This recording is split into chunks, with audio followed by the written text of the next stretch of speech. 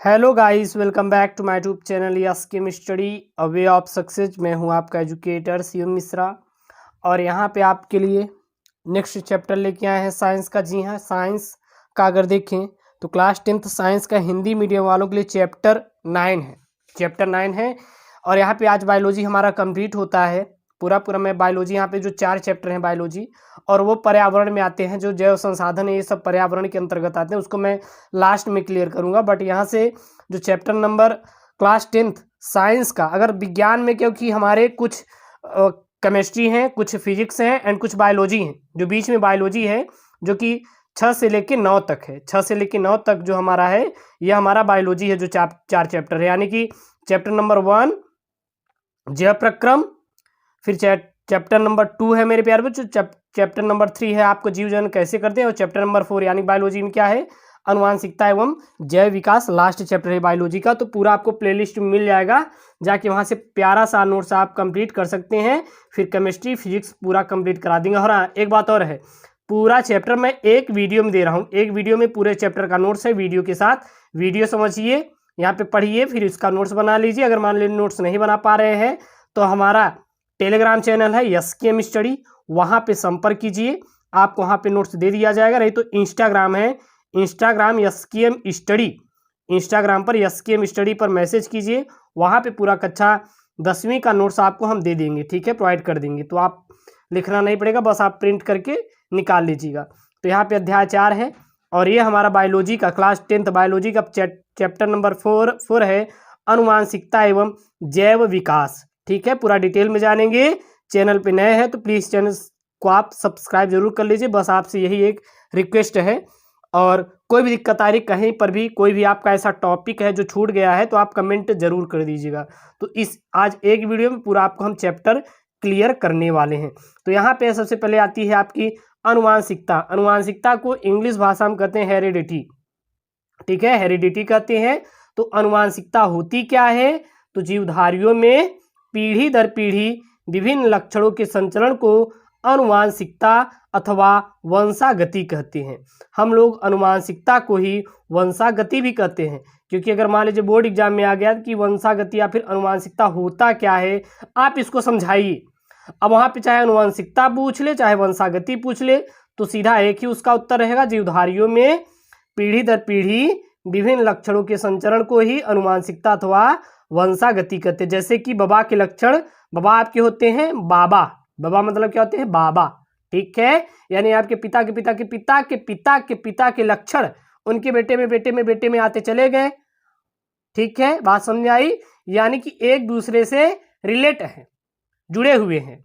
जैसे कि हम हैं, हमारे पिताजी हैं, पिताजी के पिताजी हैं, फिर पिताजी के पिताजी हैं, तो एक दूसरे के लक्षण आ रहे हैं कि नहीं, और इसी चीज को क्या कहते हैं, अनुवांशिकता कहते हैं। कभी कभी आप लोग देखे होंगे जब आप अपने रिलेशन में जाते हैं, रिलेशन मतलब कि कोई आपके मान लीजिए रिश्तेदार हैं, कहते हैं ना, अरे यार आपके जो चेहरवा है ये तो आपके पिताजी से मिल रहा है, मम्मी से मिल रहा है, ममा से मिल रहा है, हाँ पड़ोसी से मिल रहा है। पड़ोसी से नहीं मिलेगा, ये गलत बात है।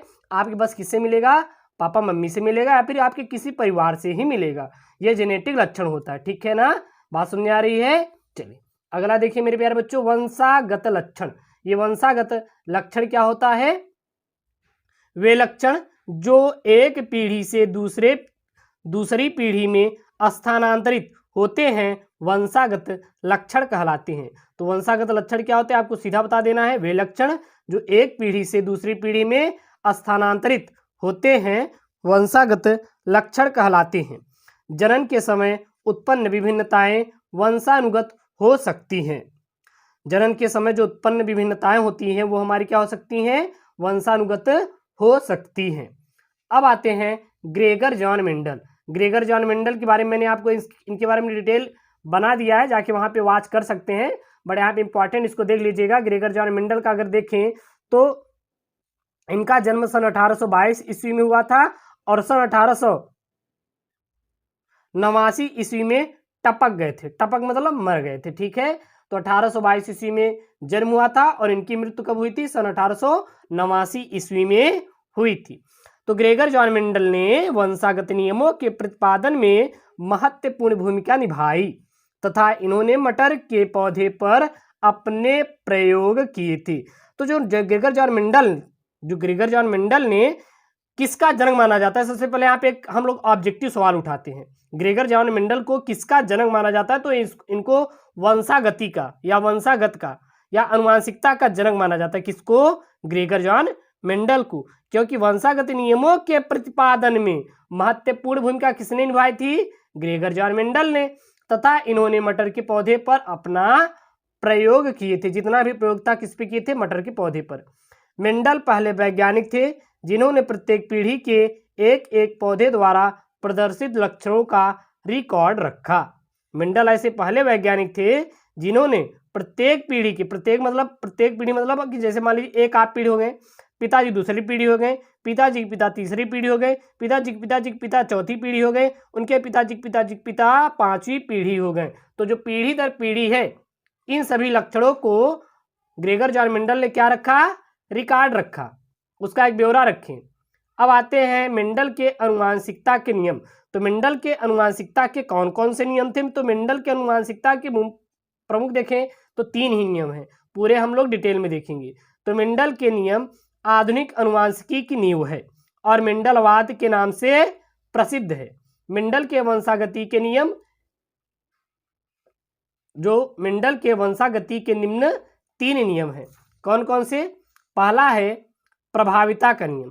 पहला क्या मेरे प्यारे बच्चों? प्रभाविता का नियम। दूसरा कौन सा है? पृथक्करण का नियम या युग्मकों की शुद्धता का नियम। तीसरा क्या है? स्वतंत्र अपव्यूहन का नियम। तो ये हमारे मेंडल के अनुवांशिकता के नियम हैं। तो पहला है प्रभाविता का नियम। तो प्रभाविता का नियम क्या है? इस नियम के अनुसार जीवों के लक्षणों को विपरीत लक्षणों के युगलों या जोड़ों में बांटा जा सकता है। प्रत्येक युगल के दोनों लक्षणों के एक साथ होने पर उनमें से केवल एक ही लक्षण दिखाई देता है। यह लक्षण प्रभावी कहलाता है या प्रभावी लक्षण कहलाता है। तथा दूसरा लक्षण जो स्वयं को प्रदर्शित नहीं कर पाता उसे हम लोग क्या कहते हैं? अप्रभावी लक्षण कहते हैं, और इसे ही प्रभाविता का नियम कहा जाता है। अब हम लोग प्रभाविता का नियम किसे कहते हैं? जब किसी पौधे में या किसी जीव में या फिर कोई भी हो गया, उसमें प्रभावी के लक्षण स्पष्ट रूप से दिखाई दे और अप्रभावी के लक्षण क्या हो? छिपे हों, तो उसे हम लोग प्रभाविता का नियम कहते हैं। प्रभाविता का नियम सिर्फ एक ही बात पे डिपेंड करता है कि प्रभावी दिखाई देगा, अप्रभावी छिपे रहेंगे। दूसरा आता है पृथक्करण का नियम या युग्मकों के शुद्धता का नियम। तो इस नियम के अनुसार प्रत्येक युग्मक के विपरीत लक्षण या कारक युग्मकों के बनते समय एक दूसरे से पृथक होकर अलग अलग युग्मकों में चले जाते हैं। अतः प्रत्येक युग्मक में 2 विप्रयासी कारकों में से केवल एक ही कारक होता है। युग्मनज में ये कारक पुनः एक साथ आ जाते हैं, किंतु ये समाप्त नहीं होते और अपना अस्तित्व बनाए रखते हैं। इस नियम से स्पष्ट है कि प्रथम पीढ़ी में साथ साथ रहने पर भी गुणों के जिन्स में मिश्रण नहीं होता है और इसे ही पृथक्करण का नियम कहा जाता है। और इसे मेरे प्यारे बच्चों याद रखना, क्या कहते हैं? पृथक्करण का नियम कहते हैं। तीसरा जो आता है नियम, वो आता है स्वतंत्र अपव्यूहन का नियम। ये स्वतंत्र अपव्यूहन का नियम क्या है? हर एक नियम बहुत इंपॉर्टेंट है जो कि आपके बोर्ड एग्जाम से जुड़ा हुआ है। तो मेरे प्यारे बच्चों अगर ये वीडियो देखेंगे, अच्छा इस वीडियो की पहले हम लोग जानते हैं खास बात क्या है। खास बात ये है कि आप अच्छा सा नोट्स आप तैयार कर सकते हैं, समझ सकते हैं और पढ़कर याद कर सकते हैं। तीसरा, इसमें दूसरा ही लीजिए, स्कूल की टेंशन खत्म हो जाएगी, क्योंकि यही एक चैप्टर को स्कूल में आपको 1 महीने पढ़ाएंगे और मैं यहाँ पे मेरे प्यारे बच्चों आपका 30 मिनट के अंदर खत्म कर दिया। तीसरी बात, आपके हर एक यहाँ पे पॉइंट को केवल बोर्ड के एग्जाम से ही जोड़ के लिया गया है। ऐसे पॉइंटों को कवर किए हैं जो कि आपके बोर्ड एग्जाम से रिलेट कर रहे हैं, यानी जुड़े हुए हैं। ठीक है।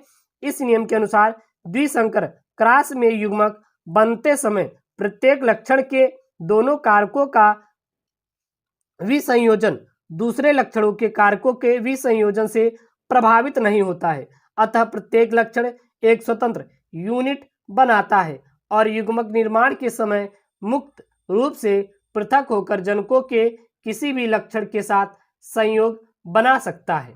तो ये हमारा क्या है? स्वतंत्र अपव्यूहन का नियम। अब अगला आता है जीन।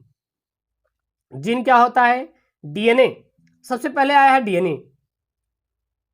अब कभी कभी आ जाता है कि डीएनए का पूरा नाम क्या है, तो deoxyribonucleic acid. Deoxyribonucleic acid, DNA का पूरा नाम याद कर लीजिए, डीऑक्सीराइबोन्यूक्लिक एसिड। और आरएनए का पूरा नाम राइबोन्यूक्लिक एसिड। डी हटा दीजिए बस। डीएनए का वह भाग जिसमें किसी प्रोटीन संश्लेषण के लिए सूचना होती है, जीन कहलाता है।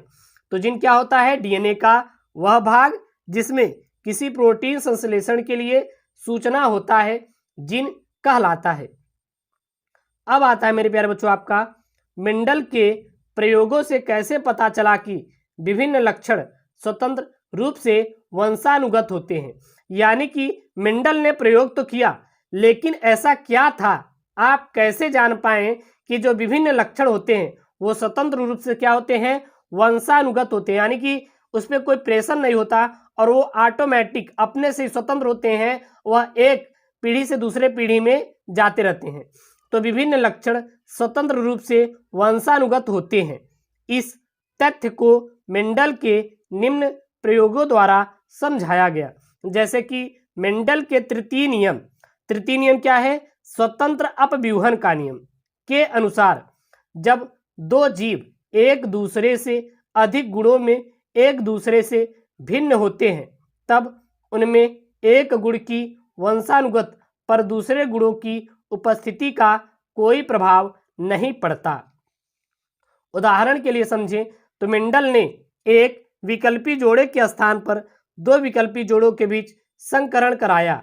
इसके अंतर्गत उन्होंने गोल झुर्रीदार हरे व पीले रंग के पौधे, तो आगे मेरे प्यारे बच्चों है यहाँ पे कि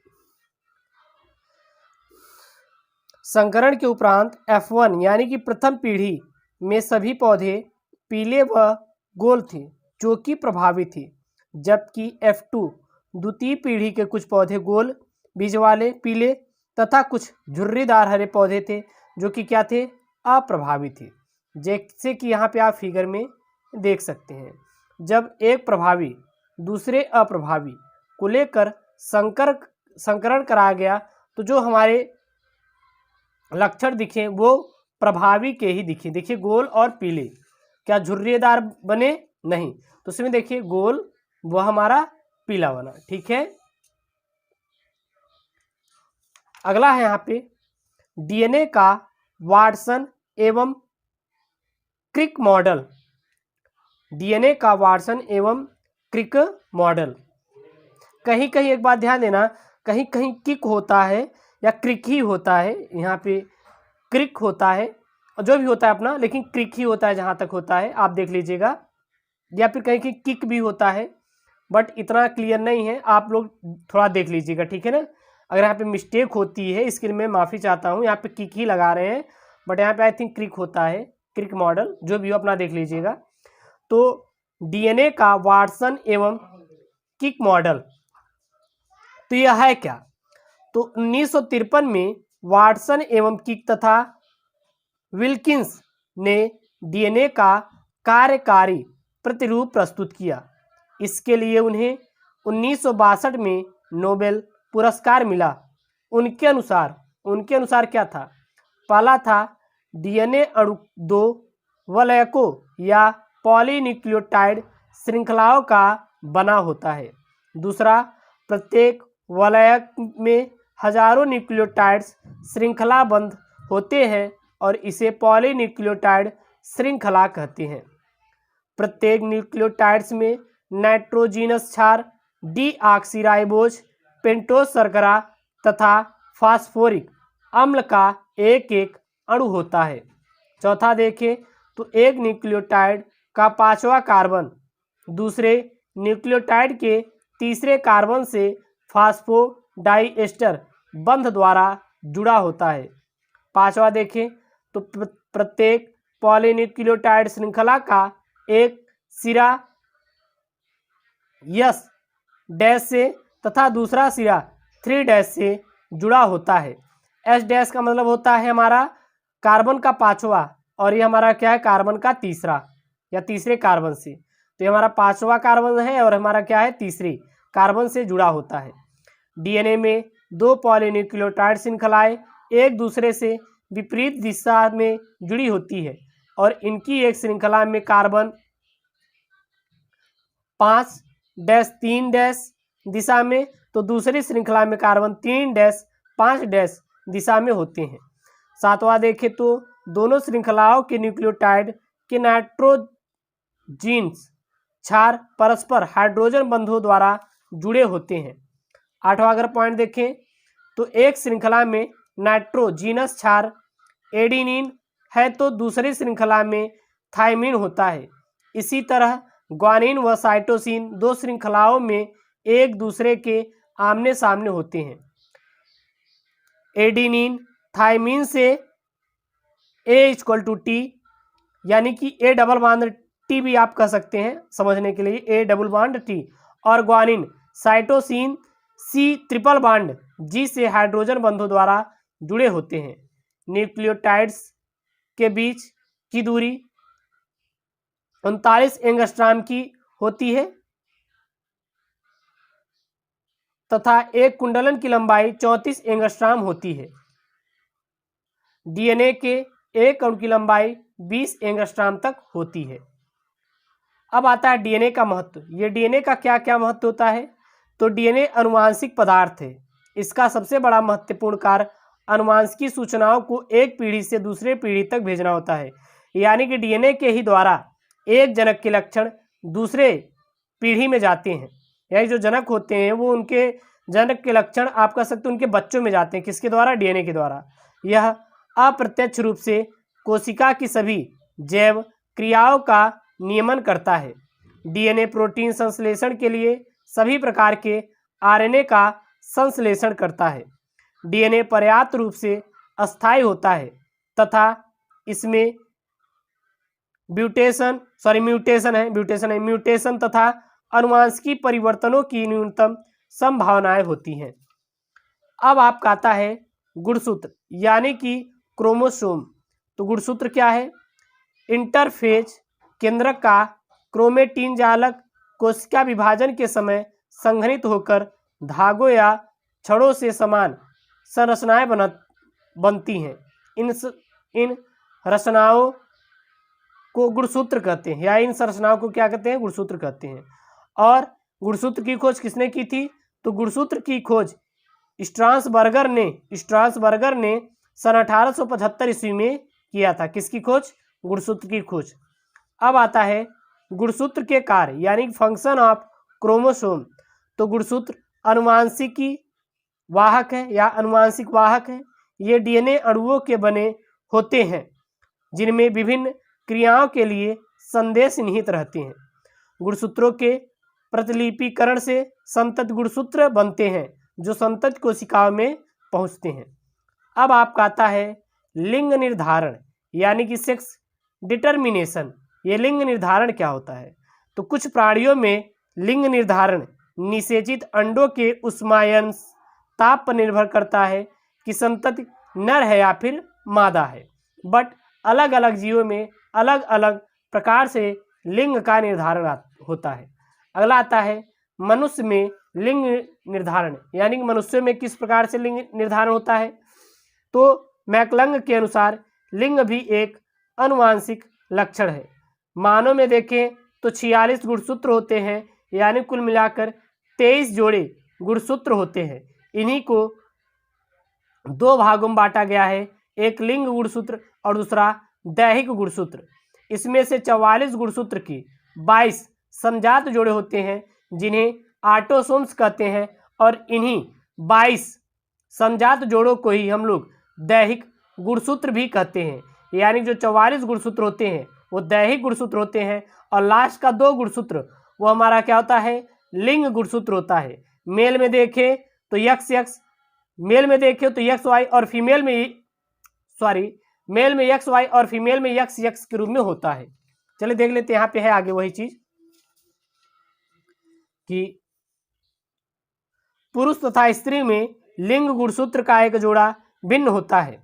जैसे कि पुरुष में देखें तो 22 जोड़े प्लस एक्स वाई, यानी 2 जोड़े ये 22 2 कितने हो गए 22 जोड़े और 1 जोड़ा ये 23 जोड़े, यानी कुल मिला के 44 और 2 46 गुणसूत्र। स्त्री में भी देखिए तो 46 रहेंगे, 22 जोड़े समान रहेंगे दोनों में, पुरुष और स्त्री में ये 22 जोड़े समान होते हैं, लेकिन लास्ट का जो 23वां जोड़ा होता है और यही भिन्न होता है, और इसी को हम लोग लिंग गुणसूत्र कहते हैं। अर्थात मनुष्य में लड़के अथवा लड़की होने का इन्हीं लिंग गुणसूत्रों पर निर्भर करता है।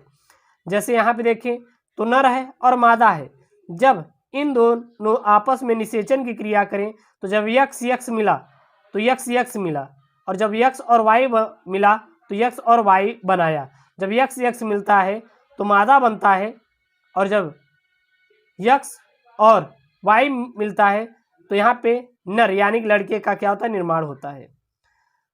बच्चों का लिंग निर्धारण इस बात पर निर्भर करता है कि उन्हें अपने पिता से किस प्रकार का गुणसूत्र प्राप्त हुआ, यानी कि इसमें मादा का कोई ऐसा रोल नहीं होता जो कि यह होता है कि लड़की पैदा होगी या लड़का। मेन कारण जो लड़की और लड़का पैदा करने का होता है वो होता है नर का। जिस बच्चे में अपने पिता से एक्स गुणसूत्र वंशानुगत हुआ है वह लड़की, एवं जिस पिता से वाई गुणसूत्र वंशानुगत हुआ है वह लड़का। जब किसी फीमेल से कोई भी मेल एक्स गुणसूत्र जोड़ेगा तो वहाँ पे लड़की पैदा होगी, और जब कोई भी मेल किसी भी फीमेल से उसका वाई गुणसूत्र जुड़ेगा मेल का फीमेल के एक्स से, तो वहाँ पे लड़का बनेगा। अब आता है विकास यानी कि इवैल्यूएशन, यानी कि इवैल्यूएशन क्या है हमारा, विकास क्या होता है। यहाँ से भी आपके बहुत सारे इंपॉर्टेंट क्वेश्चन बन जाते हैं, बस हम उसी को पढ़ाएंगे जो आपके लिए इम्पॉर्टेंट है, उसको बिल्कुल भी नहीं पढ़ना जो आपके बोर्ड में आएगा ही नहीं। तो विकास क्रमिक परिवर्तनों का क्रम है जो पीढ़ी दर पीढ़ी विभिन्नताओं के आधार पर जातियों का विकास होता रहता है, और इसी को क्या कहते हैं विकास कहते हैं। अब आपका आता है आनुवंशिक लक्षण।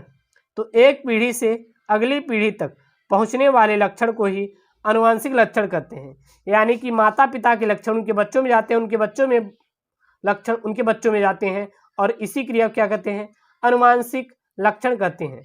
फिर आता है जाति उद्भव। ये जाति उद्भव क्या है, तो पुरानी जातियों से नई जातियों का विकास जाति उद्भव कहलाता है। अगला आपका पॉइंट आता है विकास संबंध खोजना। तो तुलनात्मक शारीरिक रचना के आधार पर जंतुओं के शरीर में 2 प्रकार की संरचनाएं मिलती है। पहला क्या मिलती है समजात अंग, और दूसरा मिलता है समरूप अंग। अब आता है समजात अंग। ये समजात अंग क्या है, शरीर की कुछ संरचनाएं उत्पत्ति तथा मूल रचना में समान होती है, परंतु कार्यों के अनुसार उनकी बाह्य रचनाओं में परिवर्तन हो जाता है, और ऐसी संरचनाओं को ही समजात अंग कहते हैं, तथा उनकी इस समानता को समजातता कहते हैं। जैसे पक्षियों, सरीसृपी तथा जल स्थलचर जो होते हैं इसमें समजात अंग पाया जाता है। दूसरा आता है आपका समरूप अंग या समवृत्ति अंग। तो शरीर के वे अंग जो एक जैसे कार्य करते हैं परंतु उत्पत्ति एवं मूल रचना से भिन्न होते हैं, या फिर रचना में क्या होते हैं भिन्न होते हैं, उसे हम लोग समरूप अंग कहते हैं, या फिर वे समरूप अंग कहलाते हैं, एवं इनकी समरूपता को समवृत्ता कहते हैं। जैसे चमगादड़ एवं पक्षी के दोनों पंख जो होते हैं हमारे समरूप अंग के उदाहरण हैं। अगला आता है मानव विकास यानी कि ह्यूमन इवोल्यूशन। तो मानव का उद्भव अफ्रीका में हुआ और वहीं से धीरे धीरे पश्चिमी एशिया, फिर वहां से मध्य एशिया, यूरेशिया, दक्षिण एशिया तथा पूर्व एशिया तक फैल गए। इसके पश्चात वहां से उन्होंने इंडोनेशिया के द्वीपों फिलिपींस से ऑस्ट्रेलिया तक का सफ़र किया, उसके बाद अमेरिका पहुंचे, और इसी सफ़र से हर दिशा में विभिन्न अनुकूल के कारण आधुनिक मानव का क्या हुआ विकास हुआ।